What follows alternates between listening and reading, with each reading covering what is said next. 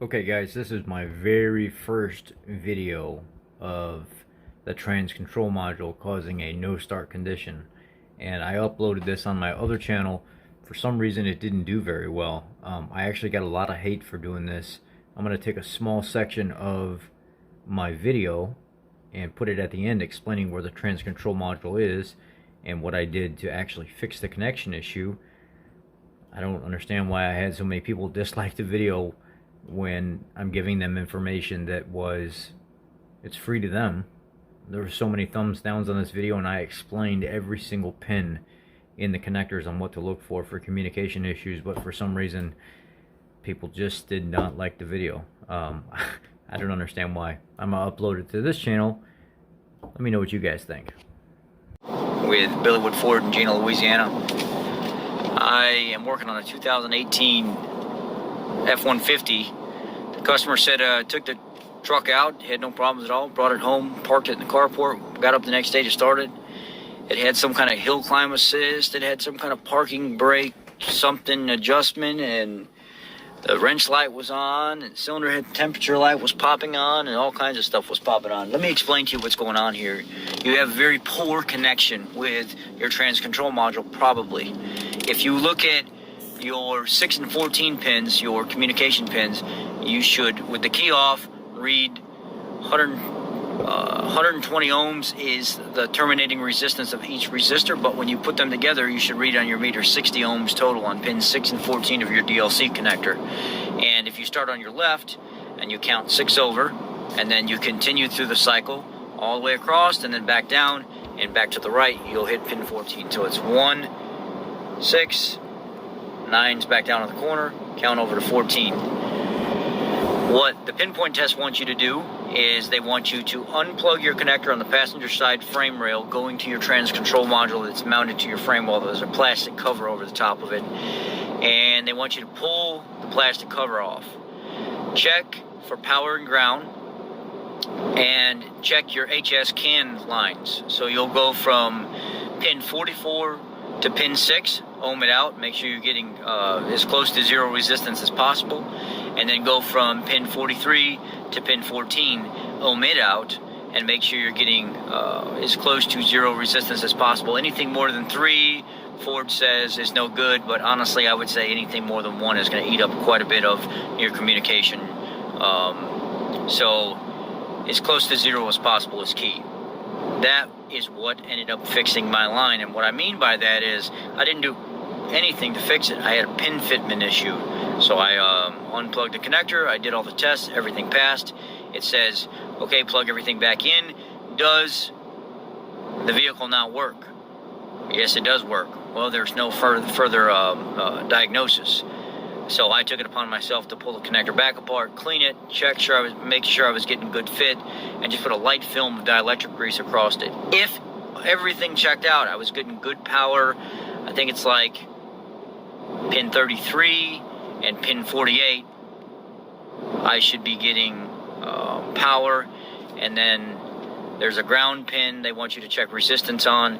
If you get good resistance on your ground pin, which is close to zero as possible with the key off, then you have no further diagnosis.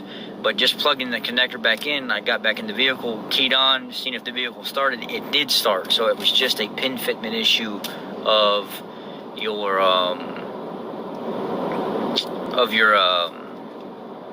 connector going to your trans control module. If you want to go even further outside of that, you can check pin 4 of your data link connector to pins 1, 3, and I think it's 9. 1, 3, and 9? No, 1, 3, and 6. Pin 4 will be your ground, and you'll check voltage at pin 1, pin 3, and pin 6. If you got, 2.2, 2.5, 2.7 volts somewhere in there, you're good. Or you can check pin 4 to pins 9, 11, and 14, I think. And if you're getting 2.2, 2.5, 2.7 volts there, you're good. You've got no problem on those lines.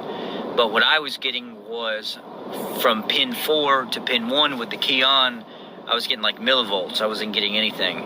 And then from pin 4 to pin 9, I was also getting millivolts. But on all the other pins from 4 to 3 and from 4 to 6, I was getting like 2.5 volts, 2.7 volts. And then from 4 to pin 11 and pin 14, I was getting like 2.5, 2.7. But on 1 and 9, I was not getting any voltage with the key on. So I knew I had some kind of communication issue. And just by moving the connector, cleaning it out, putting it all back together, I got my communication back and my vehicle was to start back up. So really what you'd try to do is those pins that you were working with in the trans control module connector, you'd probably try to slip them back out of the connector and kind of close them up a little bit, make sure you're getting real good fitment, or make sure there's no corrosion and stuff in there. I think it's pinpoint test B in the workshop manual, but you have to go under section 418-00 and then go under your communication control module, stuff like that, and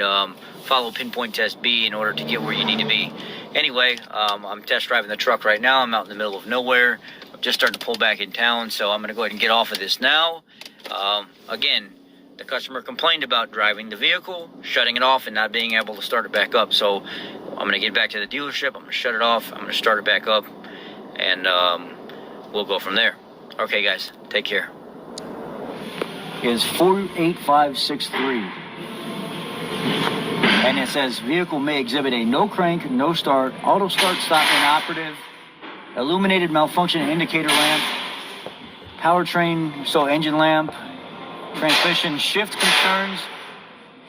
Then there are some DTCs that can be associated. P016A, U0140, U0401, U0101, U0074, and or U0037 being set in the powertrain control module, transmission control module, instrument panel cluster, steering control module. This may be due to the 155 transmission wire harness not being properly secured. Visually inspect the harness for possible damage and a proper routing at the rear of the engine down to the transmission. Repair as necessary. If no concern is found, proceed with normal diagnosis. So the first thing I want to do is I want to come down here to the frame rail. And I see there's a body ground here. It's really corroded. It needs to be pulled apart and cleaned. And it goes up to the body. So we got body to chassis ground is kind of rough. And we look up here at this ground going into this harness for this TCM. It's really rough. And that ground is nice and rotten and corroded. So I'm going to start here and clean all this up and then move my way up through the center and see what everything else looks like. There's one ground right there. You can see how bad that is. Terrible.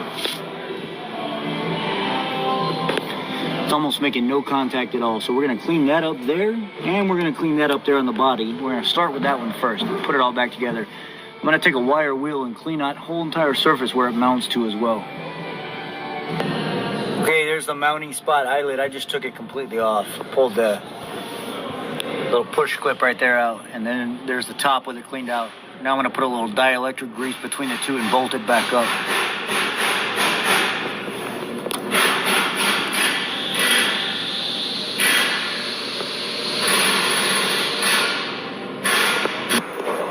Now you can take a screwdriver and just pop these clips off this cover. But anyway, these just pop right off of there. So now what I'll do is I'll clean this ground off right here.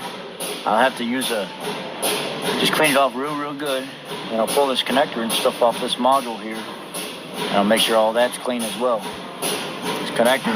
This is where they were saying they have some of the issues with the connection. Man, this is crazy. You can see all the junk falling out of this as you can see it's making a little bonus tip. After I get everything cleaned up and remounted, I decided to leave the dielectric grease out this time. What's going on, Purple?